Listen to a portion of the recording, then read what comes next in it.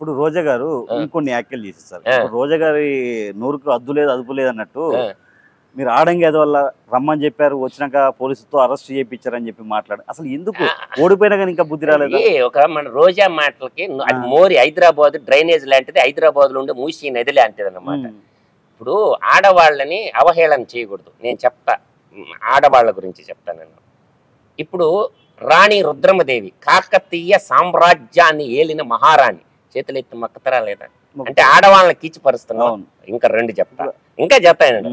తొలి ఐపీఎస్ కిరణ్ బేడి, ఓకేనా, ఢిల్లీ ముఖ్యమంత్రిగా పనిచేసింది. షీలా దీక్షిత్ 15 సంవత్సరాలు, ఆమె ఆడమనిషే కదా.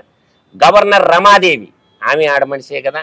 తర్వాత NIA Indian National Army Subhash చంద్రబోస్తో కలిసి పనిచేసింది ఒక ఆమె లేడీ, ఝాన్సీ రెజిమెంట్ అంటారు. కెప్టెన్ లక్ష్మీ సెహగల్ లేడీయే కదా ఆమె. తర్వాత రామాయణం రాసింది తెలుగులో కవయిత్రి మొల్ల, ఆమె కదా. అర్థమవుతుందా?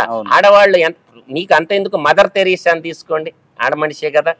తర్వాత ఇట్లా నేను రాణి రుద్రమదేవి, ఝాన్సీకా రాణి రుద్రమదేవి, ఆమె ఎంత మహాతల్లి అంటే చదువుకోలేదు కదా, బడికి పోయి జబర్దస్త్ షోలు చేసుకునే వాళ్ళకి, ఒంటి మీద టాటూ బొమ్మలు వేసుకొని ఒళ్ళంతా చూపించుకునే వాళ్ళకి సాంప్రదాయమైన పదాలు ఎందుకు వస్తాయి? ఎందుకు మాట్లాడుతున్నారు అబ్యూజ్డ్ లాంగ్వేజ్? మాట్లాడేప్పుడు భూషణం అన్నారు. నువ్వు ఎన్ని అలంకారాలు చేసుకున్నా వాక్కు భూషణం ఉండాలి, చిత్తశుద్ధి ఉండాలి. మాట్లాడే ప్రతి మాట కూడా అలంకారం లాంటిది అన్నమాట. ఒక స్త్రీ అయి ఉండి ఇంకో స్త్రీ గురించి ఆడంగి అంటే ఆడవాళ్ళు అంత తక్కువ, అందువల్ల ఆడవాళ్ళు మిట్టు తీసుకొని కొడతారు. ఎందుకంటే ఆడవాళ్ళ మధ్య ఎప్పుడు ఉండదు ఆ మనిషి, మగాళ్ళ మధ్య ఉంటది. ఆమె ఎప్పుడన్నా చుట్టూ ఆడవాళ్ళు ఉంటారు, రోజా చుట్టూ, మీరు చూసుకోండి. ఇంకోటి నిజంగా ఇప్పుడు కూటమి ప్రభుత్వం వచ్చినాక దగ్గర 100 గోవుల దాకా చనిపోయాయని చెప్పి చెప్తుంది. అసలు ఏంటి? నేను అనేది ఒకటి చెప్తాను. వృద్ధాప్యంలో వచ్చిన తర్వాత మనుషులు చచ్చిపోతారు, గోవులు చచ్చిపోతాయి, పక్షులు చచ్చిపోతాయి. నేను అంటుండేది ఏంటంటే గోవుల మాటన గోలొద్దు. నేను అడుగుతుండే స్ట్రైట్ పాయింట్, నేను కూడా అడుగుతున్నా. అక్కడ సిఇఓ ఉంటారు, అంటే తిరుమల తిరుపతి దేవస్థానానికి సంబంధించినటువంటి సిఇఓ ఉంటారు. వాళ్ళు ఏం చేయాలంటే ప్రతి గోవుకి సంబంధించినటువంటి కమ్మ ఉంటుంది, చెవుకు ఒక నెంబర్ ఇస్తారు. అది ఏ కారణం చేత చచ్చిపోయిందని ఎఫ్ఐఆర్ కాపీలు ఉంటాయి, అవి అడగండి, అవి బయట పెట్టమని అడగండి. అది పద్ధతిగా ఉంటుంది. నాలాంటి వాడైతే అదే అడుగుతాను, నేనైతే అదే అడుగుతున్నా. టిటిడి చైర్మన్ బిఆర్ నాయుడు గారు కానీ, తర్వాత ఆర్ సిఇఓ శ్యామలరావు గారు కానీ గోశాల నిర్వహణ చేసేటప్పుడు దానికి సంబంధించిన నెంబర్ ఉంటుంది. అసలు మీ దగ్గర ఎన్ని గోవులు ఉంటాయి, వాటి వయసు ఎంత, వాటికి ఇచ్చే దానం ఏంటి, వాటికి ఇచ్చే మెడిసిన్ ఏంటి, ఏ కారణం చేత చచ్చిపోయినాయి, ఆ పోస్ట్ మార్టం రిపోర్ట్లు బయట పెట్టండి. ఇది వ్యాలిడా కాదా చెప్పండి వెంకీ గారు? ఇలా అడగాలి.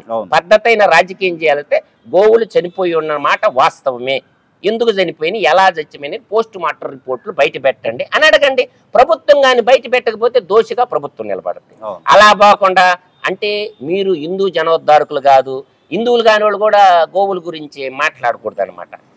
జగన్మోహన్ రెడ్డి తత్వం ఏంటంటే ఎవడో తాగి చస్తే, తాగుబోతోడు చస్తే వాడిని అడ్డం పెట్టుకొని తగలెట్టాలని చూశాడు.